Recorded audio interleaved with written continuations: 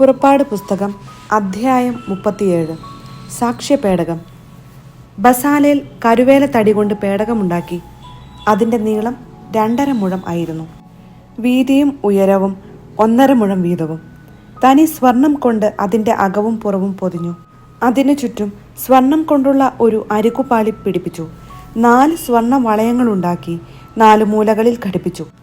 ഒരു വശത്ത് 2ഉം മറുവശത്ത് 2ഉം. അവൻ കരുവേല തടി കൊണ്ട് തണ്ടുകൾ ഉണ്ടാക്കി സ്വർണം കൊണ്ട് പൊതിഞ്ഞു. പേടകം വഹിക്കുന്നതിന് അതിൻ്റെ വശങ്ങളിലുള്ള വളയങ്ങളിലൂടെ തണ്ടുകൾ കടത്തി തനി സ്വർണം കൊണ്ട് കൃപാസനം നിർമ്മിച്ചു. അതിൻ്റെ നീളം 2.5 മുഴവും വീതി 1.5 മുഴവുമായിരുന്നു. കൃപാസനത്തിൻ്റെ 2 അഗ്രങ്ങളിൽ സ്ഥാപിക്കാൻ സ്വർണ്ണ തകിടുകൊണ്ട് 2 കെരൂബുകളെ നിർമ്മിച്ചു. 2 അഗ്രങ്ങളിലും 1 വീതം കൃപാസനത്തോട് ഒന്നായി ചേർത്താണ് അവയെ നിർമ്മിച്ചത്. കെരൂബുകൾ മുകളിലേക്ക് ചിറകുകൾ വിരിച്ച് കൃപാസനത്തെ മൂടിയിരുന്നു.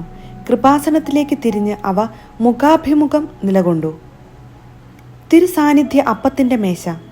കരുവേല തടി കൊണ്ട് അവൻ മേശയുണ്ടാക്കി.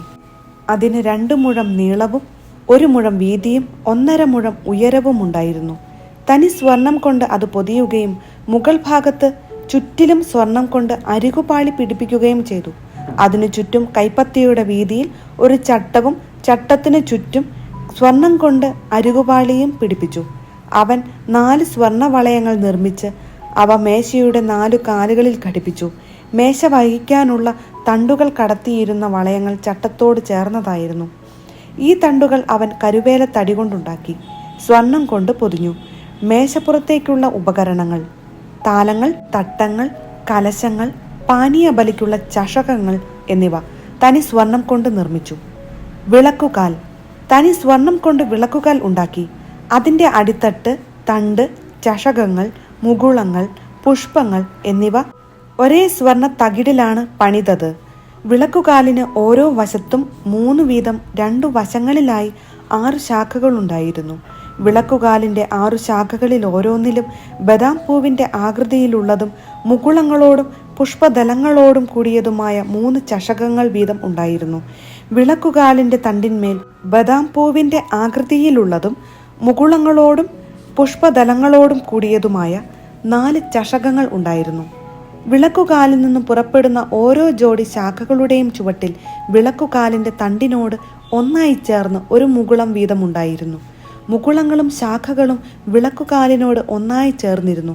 എല്ലാം തനി സ്വർണ്ണ തകിടുകൊണ്ട് പണിതതായിരുന്നു. അവൻ അതിൻ്റെ 7 വിളക്കുകളും തിരിയണയ്ക്കാൻ ഉപയോഗിക്കുന്ന കത്രികകളും തട്ടങ്ങളും തനി സ്വർണം കൊണ്ട് നിർമ്മിച്ചു. വിളക്കുകാലും അതിൻ്റെ എല്ലാ ഉപകരണങ്ങളും 1 താലന്ത് തനി സ്വർണം കൊണ്ടാണ് നിർമ്മിച്ചത്. ധൂപപീഠം. കരുവേല തടി കൊണ്ട് അവൻ ഒരു ധൂപപീഠം പണിതു. അത് 1 മുഴം നീളവും 1 മുഴം വീതിയുമുള്ള സമചതുരമായിരുന്നു. ഉയരം 2 മുഴം. അതിൻ്റെ കൊമ്പുകൾ അതിനോട് ഒന്നായി ചേർന്നിരുന്നു. തനി സ്വർണം കൊണ്ട് അവൻ അതിൻ്റെ മുകൾ ഭാഗവും വശങ്ങളും കൊമ്പുകളും പൊതിഞ്ഞു. അതിന് മുകൾ വശത്തായി ചുറ്റും സ്വർണം കൊണ്ടുള്ള അരികുപാളി പിടിപ്പിച്ചു. അത് വഹിക്കുന്നതിനുള്ള തണ്ടുകൾ കടത്തുന്നതിന് അരികുപാളിയുടെ താഴെ മൂലകളിലായി ഒരു വശത്ത് 2ഉം മറുവശത്ത് 2ഉം സ്വർണ്ണവളയങ്ങൾ ഘടിപ്പിച്ചു. കരുവേലത്തടി കൊണ്ട് തണ്ടുകളുണ്ടാക്കി സ്വർണം കൊണ്ട് പൊതിഞ്ഞു. സുഗന്ധ തൈലങ്ങൾ നിർമ്മിക്കുന്ന വിദഗ്ധനെ പോലെ അവൻ വിശുദ്ധമായ അഭിഷേക തൈലവും ധൂപത്തിനുള്ള പരിമള വസ്തുക്കളും സജ്ജീകരിച്ചു. പുറപ്പാട് പുസ്തകം അധ്യായം 38. ബസാലേൽ കരുവേല തടി കൊണ്ട് ദഹന ബലിപീഠം നിർമ്മിച്ചു. അത് 5 മുഴം നീളവും വീതിയുമുള്ള സമചതുരമായിരുന്നു. അതിൻ്റെ ഉയരം 3 മുഴവും. അതിൻ്റെ 4 മൂലകളിലും അതിനോട് ഒന്നായി ചേർത്ത് 4 കൊമ്പുകൾ നിർമ്മിച്ച് ഓടുകൊണ്ട് പൊതിഞ്ഞു. ബലിപീഠത്തിൻ്റെ ഉപകരണങ്ങളെല്ലാം പാത്രങ്ങൾ, കോരികകൾ, താലങ്ങൾ, മുൾക്കരണ്ടികൾ, അഗ്നികലശങ്ങൾ എന്നിവ ഓടുകൊണ്ട് നിർമ്മിച്ചു. അവൻ ബലിപീഠത്തിൻ്റെ മുകളിലെ അരികുപാളിക്ക് കീഴിൽ ബലിപീഠത്തിൻ്റെ മധ്യഭാഗം വരെ ഇറങ്ങി നിൽക്കുന്ന ഒരു ചട്ടക്കൂട് ഓടുകൊണ്ടുള്ള അടികൾ ഉപയോഗിച്ച് വലയുടെ രൂപത്തിൽ നിർമ്മിച്ചു. തണ്ടുകൾ കടത്തുന്നതിന് ഓടുകൊണ്ടുള്ള ചട്ടക്കൂടിൻ്റെ 4 മൂലകളിൽ 4 വളയങ്ങൾ ഘടിപ്പിച്ചു. അവൻ കരുവേല തടി കൊണ്ട് തണ്ടുകൾ ഉണ്ടാക്കി ഓടുകൊണ്ട് പൊതിഞ്ഞു. ബലിപീഠം വഹിച്ചുകൊണ്ടു പോകുന്നതിന് അതിൻ്റെ വശങ്ങളിലുള്ള വളയങ്ങളിലൂടെ തണ്ടുകൾ കടത്തി. ബലിപീഠം പലകകൾ കൊണ്ടാണ് നിർമ്മിച്ചത്. അതിൻ്റെ അകം പൊള്ളയായിരുന്നു. സമാഗമ കൂടാരത്തിന്റെ വാതിൽക്കൽ ശുശ്രൂഷ ചെയ്തിരുന്ന സ്ത്രീകളുടെ ഓട്ടുകണ്ണാടി ഉപയോഗിച്ച് ക്ഷാളനപാത്രവും അതിന്റെ പീഠവും നിർമ്മിച്ചു. കൂടാരാങ്കണം. അവൻ അങ്കണവും നിർമ്മിച്ചു.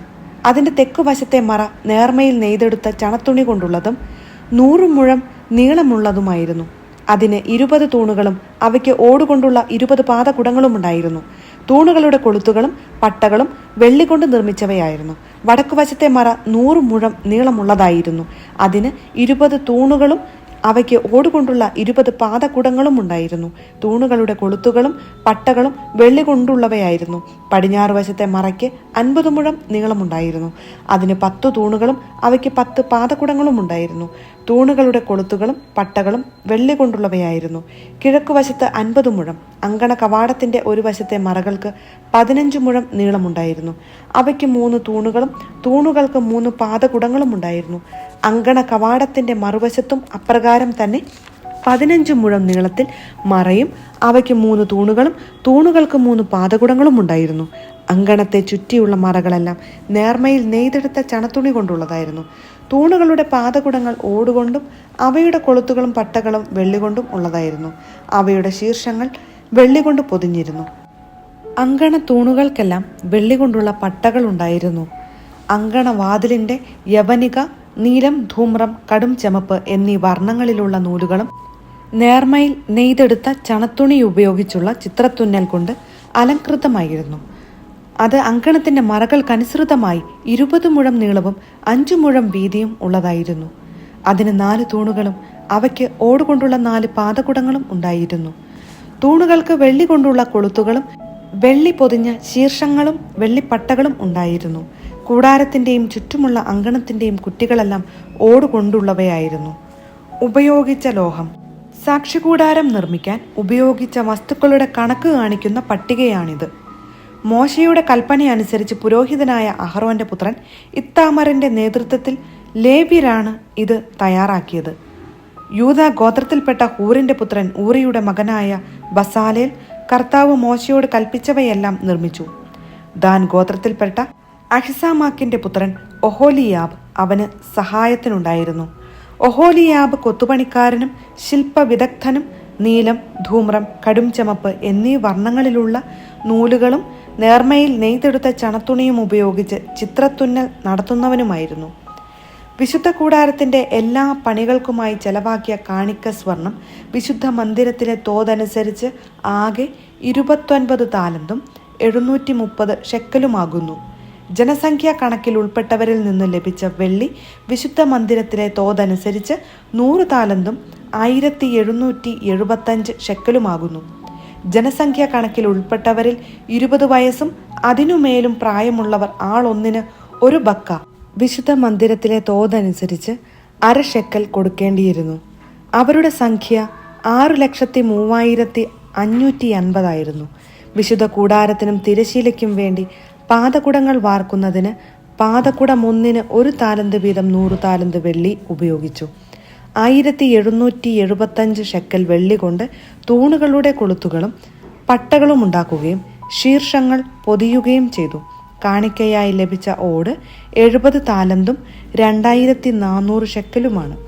അവൻ അതുപയോഗിച്ച് സമാഗമ കൂടാരത്തിന്റെ വാതിലിന് പാദകുടങ്ങളും ഓടുകൊണ്ടുള്ള ബലിപീഠവും അതിന്റെ അഴിക്കൂടും ബലിപീഠത്തിലെ ഉപകരണങ്ങളും കൂടാരാങ്കണത്തിന് ചുറ്റുമുള്ള പാദകുടങ്ങളും അങ്കണ കവാടത്തിന്റെ പാദകുടങ്ങളും കൂടാരത്തിന്റെയും ചുറ്റുമുള്ള അങ്കണത്തിന്റെയും കുറ്റികളും നിർമ്മിച്ചു.